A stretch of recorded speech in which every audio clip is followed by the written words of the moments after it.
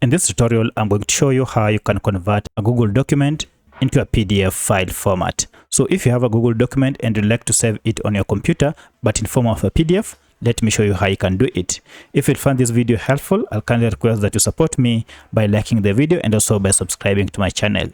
Alright, now the first thing you need to do is to open the Google document, and mine is here. It is a 3-page document that I want to download and save as a PDF. Once you have opened it, just head over to this files option and then tap on it. From this, look for downloads.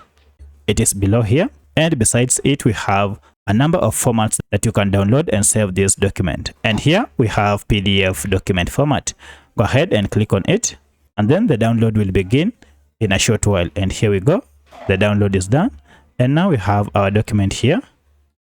And then the PDF format that we downloaded is here. So that's how you download a Google document in a PDF format. If you have any other question, kindly let me know in the comment section. Otherwise, thanks for watching, and let's meet in the next video.